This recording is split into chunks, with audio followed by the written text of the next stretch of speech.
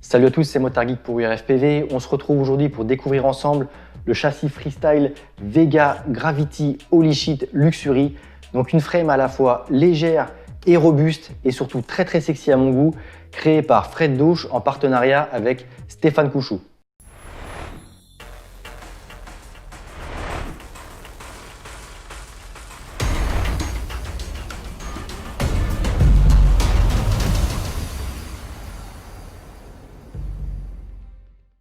Donc le Vega Gravity, il est livré nu dans ces deux petits pochons.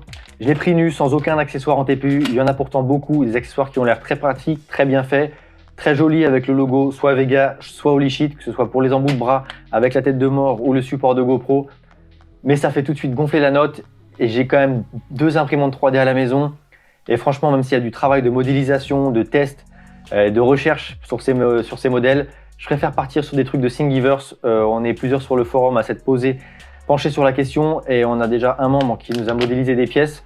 Donc voilà, j'ai de quoi faire tenir mon antenne de Caddx Vista, mon antenne Immortality et une Hero 5 Session. Donc voilà, je vais pas m'embêter. Il y aura un topic de créer sur le forum à ce sujet pour ceux que ça intéresse. Là, sans plus attendre, on va donc déballer et monter le châssis. Donc on a des petits carambars, voilà. Ensuite, on a les colonnettes, les spacers, les entretoises, appelez ça comme vous voulez, au nombre de 8. Donc 8 entretoises de 28 mm. Donc voilà, on a une stack de 28 mm de hauteur à l'arrière et à l'avant. Au milieu, c'est un peu moins puisqu'on a les bras et la sandwich plate. Ensuite, qu'est-ce qu'on retrouve dans ce petit pochon-là? On a également... Ah, il m'a quand même mis des petits prints en TPU. Donc je ne sais pas exactement à quoi ils servent. Voilà, je regarderai ça au montage, même si je pense pas en avoir spécialement besoin. Hop, tac, on va mettre ça de côté.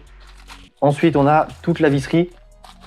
Donc la visserie que je vais sortir immédiatement et que je vais mettre sur ma petite planche aimantée pour ne pas la perdre. Hop, il en reste une. Je vous mettrai le détail exact du packaging, hein, comme d'habitude, sur le blog. Et sinon, n'hésitez pas à aller voir la fiche produit. Elle est complète. Ensuite, on a un lipopad antidérapant qui ressemble beaucoup à celui que j'ai sur le Taycan que vous avez pu voir il n'y a pas longtemps en vidéo. Ça va aller là. Allez, on va aller accélérer un petit peu. Alors, on a un autocollant Vega Racing Dauch.fr. Hop, et ben on retrouve de toute façon tout le contenu du packaging ici et également un lien vers la notice de montage. Notice de montage que j'avais...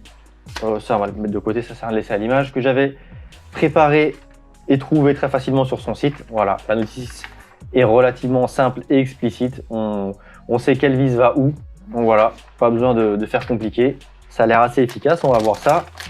Ensuite, un petit XT60, j'aurais aimé personnellement un petit XT60 noir, voilà, de toute façon moi ma pigtail est déjà faite donc je vais pas m'en servir. Et on a un condensateur 35 volts 1000 microfarads. Ça, c'est plutôt pas mal. Je vous expliquerai à la fin de vidéo ce que je compte mettre dans le quad. Donc, a priori, je ne vais peut-être pas me servir de ce petit condo, mais c'est toujours bon à prendre. Donc, ça, c'est a priori toute la partie hardware. Et ensuite, on retrouve le carbone et quand même deux straps à l'effigie de Dauch. Alors, moi, j'ai pas pris la version entre guillemets Holy Shit. Ça reste le Gravity Holy Shit Luxury. Mais j'ai pris les gravures Vega puisque voilà, ça fait un moment que je lorgnais sur des frames de chez Vega et celle-ci j'ai trouvé très sexy, relativement légère, donc j'avais envie de tester. Donc on a deux straps a priori faits d'un seul bloc, ils ont l'air assez solides. Hop, pareil, Dauch.fr, donc ça c'est cool. Deux petits straps assez fins, boucle métal, voilà, ils ont l'air plutôt cool. Et ensuite on a tout de suite le carbone, donc on va tout sortir. Hop, peser, mesurer. Donc le carbone, je ne sais pas exactement quel type de carbone c'est, mais il est vendu comme de très bonne qualité. Une chose est sûre, c'est que là, on peut voir qu'il est chanfreiné. Il me semble même que certaines parties sont vernies. Donc là, on est sur la top plate. C'est vrai que c'est du beau matos, hein. En main, encore une fois, là, on est sur de la qualité a priori. Le carbone a l'air propre, il ne salit pas les mains. Donc cette top plate, elle mesure 2 mm tout pile d'épaisseur. Donc ça, c'est la top plate. Donc la top plate, avant que j'oublie, on peut voir les emplacements pour les straps. Donc, il y en a 3. Un là, un là, non. Un là, un là, un là. Ça permet de bien répartir, de sangler la lipo où on veut pour pouvoir bien répartir le centre de gravité et avoir un quad équilibré au maximum.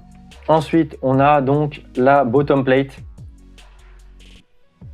Ce qu'on peut voir sur la bottom plate, donc l'avant de l'arrière, où est-ce que ça va être? Donc a priori, le petit bumper là, ça va être l'avant. Là, on a l'arrière. Ici, donc on a les trous pour mettre les caméra plates qu'on va voir juste après. Ici, on a du 20 par 20 qu'on peut décaler, voilà, en fonction de ce qu'on met et de la place dont on a besoin avec les stand-off. Donc voilà, encore une fois, c'est bien pensé. Là, c'est chanfreiné que d'un côté. Donc on va mettre le chanfrein vers le bas. Que dire de plus? On a des trous en 20 par 20 au milieu, des trous en 30 par 30 également. Une vis au milieu aussi, a priori, pour venir maintenir les 4 bras ensemble. Donc ça, c'est plutôt cool. Je pense qu'en termes de rigidité, on va vraiment être bien sur ce châssis-là. Et ça mesure, cette bottom, même chose, 2 mm. C'est précis. Ensuite, on a la sandwich plate pour les bras avec les écrous aveugles ou prisonniers déjà installés. Donc comme ça, on ne s'embête pas à les mettre. Il n'y a pas de risque de se rater. Et c'est bien fait par Monsieur Dauch. Donc ça, c'est cool également. Cette sandwich plate, elle est aussi chanfreinée. Il faut mettre donc le chanfrein et les écrous vers le haut, évidemment, hein, pour avoir du plat sur les bras. Elle mesure 1,5 mm. Hop.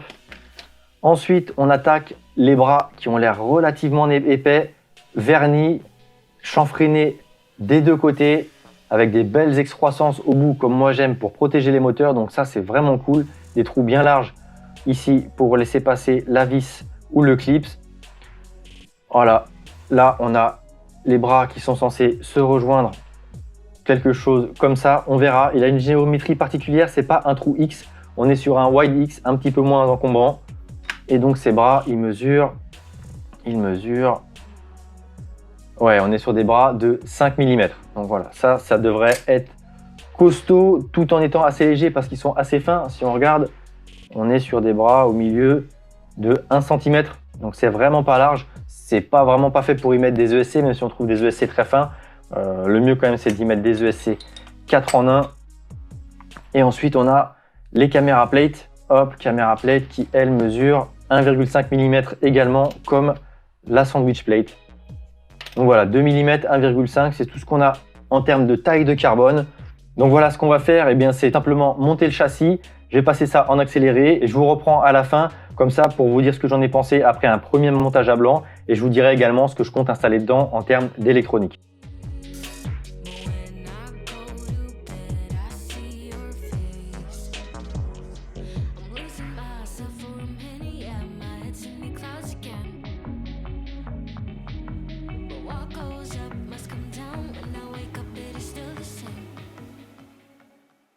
Donc j'ai fait une petite pause sur le montage des bras.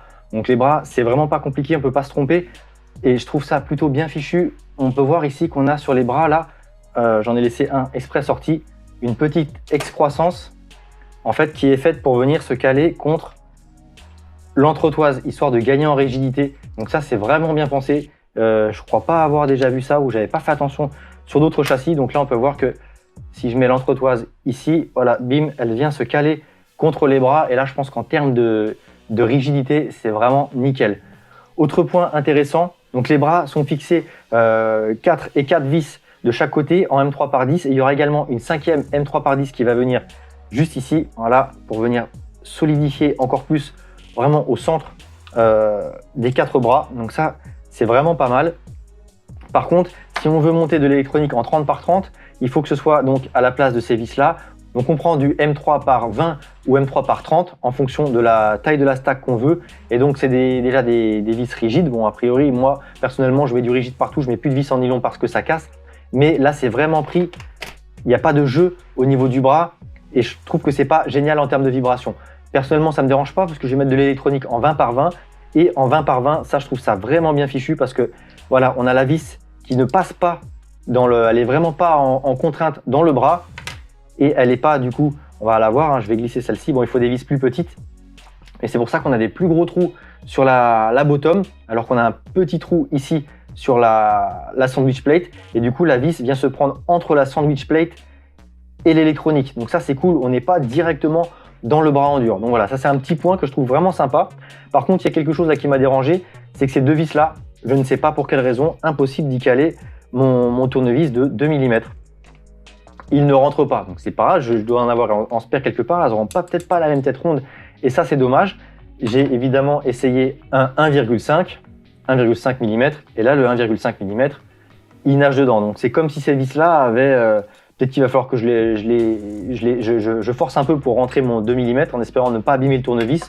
Peut-être que le tournevis n'est pas hyper bien calibré non plus, mais une chose est sûre, c'est que j'ai jamais rencontré ce problème et que si avec d'autres vis, et là voilà, si je prends ces vis là, ça se visse sans aucun souci, alors que celle-ci, bah, c'est impossible. Je n'arrive pas à rentrer le...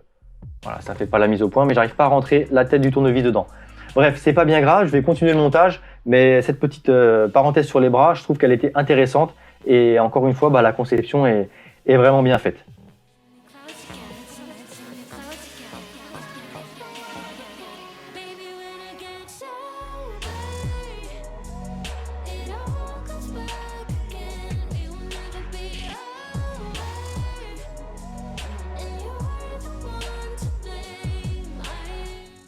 Donc voilà, le montage est terminé et je dois vous avouer que je trouve ce châssis vraiment très très sexy. Donc il y en a beaucoup qui ont dit que c'est une copie de l'Astro X5.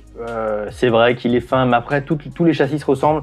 Personnellement, là, cet assemblage en croix avec le coup du bras qui repose ou de la colonnette qui repose contre le bras ou vice versa. Pareil, la caméra plate qui repose ici, bon ça c'est classique sur tous les châssis. Vraiment, là, l'ensemble est super rigide. Je trouve que c'est vraiment bien pensé et c'est bien isolé des vibrations sur un montage en 20 par 20. La top plate, voilà, je vous le disais tout à l'heure, le petit logo Vega, vous pouvez l'avoir avec le logo Holy gravé. Les caméras plate, j'y vois deux trous ici. J'imagine que c'est pour faire des petites fixations ou mettre des riselants ou autre. Même chose à l'arrière, on a des petits trous ici. Donc ça a l'air quand même relativement bien pensé, relativement polyvalent et ça a de la tronche. Maintenant, reste à savoir si on va être à 98 grammes comme annoncé sur la fiche produit. 98 grammes pour 90 € à nu comme ça. C'est le prix que je l'ai payé avec les quelques petits accessoires en plus. Et comme je vous le disais, voilà, on a donc des vis en M3 par 20 ou M3 par 30 pour ceux qui voudraient mettre de l'électronique, voilà, tout du long sur toute la hauteur de la stack. Moi, je vais partir sur du M2 puisque je vais mettre du 20 par 20, vous allez le voir après. Et donc, on va procéder tout de suite à la pesée. Ah, on est à 100,5 grammes. Ça reste raisonnable pour un châssis de ce genre. Vraiment, on est dans la moyenne relativement basse de mémoire. À part mon Flow Style, Flow Ride ou mon Mark 4, j'ai pas de châssis en dessous de 100 grammes. Donc là, c'est vraiment cool. On est sur un châssis où on a quand même un petit peu de place dedans. Voilà, ici, on va mettre donc un Cadix Vista puisque maintenant, je vole en HD. Et pour le reste, ça va être tout ce qui est dans mon Mark 4. J'ai deux Mark 4, ça me sert à avoir du spare et les deux mêmes quads. Le problème, c'est que le Mark 4, il accepte, en version en tout cas non HD, que des caméras micro. Et donc, je peux pas y mettre de Cadix Vista classique, enfin en tout cas de Air Unit, enfin de caméra Digi, voilà, pour être précis, qui est au format mini, même un petit peu plus grosse que mini. Alors, j'ai commandé, je vous l'ai déjà dit dans une autre vidéo, une Cadix Nebula, donc format nano, que je vais adapter en micro pour mon deuxième Mark 4. Mais comme la qualité est moins bonne, je me suis dit quand même que c'était dommage de ne pas profiter vraiment de la super qualité de la caméra micro de chez Digi. Donc j'ai changé de châssis, voilà, puis pour faire une petite review, pour essayer quelque chose de différent, peut-être également un petit peu plus rigide, hein, parce que le Mark 4, j'adore, il vole super bien, mais en termes de rigidité, avec les bras comme ça qui ne se rejoignent pas, c'est pas pareil. Et donc, en ce qui concerne l'équipement, on a des ESC 4 en 1 de chez Fetech, les 35 ampères, la FC de chez Fetech toujours, les moteurs, des moteurs que vraiment je trouve cool parce que c'est un super bon rapport qualité-prix. Donc ce sont des Amax 2207,5 en 1800 kV et ça en 6S, c'est vraiment nickel. C'est relativement efficient, c'est smooth et c'est plutôt solide. Pour le moment, j'en ai pas encore cassé. Voilà, comme je vous disais, hein, les bras, c'est pas du Astro. Tout le monde fait à peu près la même chose, il n'y a pas de secret. Donc là, on a des bras qui, on peut voir, qui ont morflé et qui protègent bien les moteurs. Donc ça, c'est moteur électronique. À l'arrière, bah là, j'avais un gros VTX Unify Pro, le plus gros, avec un condo à l'arrière, un récepteur Crossfire. Donc le VTX Technology, je vais le laisser. Le Crossfire, je ne sais pas encore trop où je vais le mettre. Va falloir jouer avec la KDX Vista comment m'organiser. Surtout qu'à l'avant, vous pouvez le voir, j'ai un second condo avec un spike absorber. Et de l'autre côté, j'ai un buzzer V-Fly autonome. Donc là, ça fait pas mal de choses à caler sur le nouveau châssis qui est nettement plus petit. Là-dessus, on va pas se mentir, il y a moins de place, donc va falloir voir comment on fait. Également, j'espère que je vais pas avoir à refaire toutes mes soudures et que je vais pouvoir poser aussi mes RS wires avec des LED sans... Je pense qu'en termes là, ça devrait le faire. En tout cas, j'espère que je vais pas avoir à raccourcir à ce niveau-là parce que sinon, il faut enlever les gaines thermo, ressouder, refaire. J'espère aussi que je vais pouvoir faire sortir la pigtail quelque part correctement sans qu'elle vienne se prendre dans les hélices. Voilà. J'espère pouvoir faire le maximum du montage sans avoir à dessouder pour ressouder et n'avoir donc qu'à souder le KDX Vista tout neuf que j'ai reçu il n'y a pas longtemps. Donc je vais pouvoir attaquer directement le montage. Voilà, ça en est tout pour cette petite présentation du châssis Vega Gravity Holy Shit Luxury Edition. J'espère que ça vous aura plu. Moi, je suis particulièrement emballé par la conception de ce châssis. J'ai hâte de voler avec. Là, la vidéo est déjà très longue à mon avis. Donc, ce sera l'objet d'une prochaine vidéo. Je vous montrerai comment j'ai installé l'électronique, comme pour la vidéo du Taycan. Et ensuite, ça s'enchaînera avec le Maiden et très certainement sur la durée des différents vols partagés, soit sur la chaîne, soit sur les réseaux sociaux, soit sur ma chaîne perso. Voilà, si ça vous a plu, n'hésitez pas à nous le faire savoir. Si ça ne vous a pas plu, dites-le nous aussi. Et sur ce, je vous dis à très bientôt sur la chaîne. C'était Motard Geek pour We Are FPV.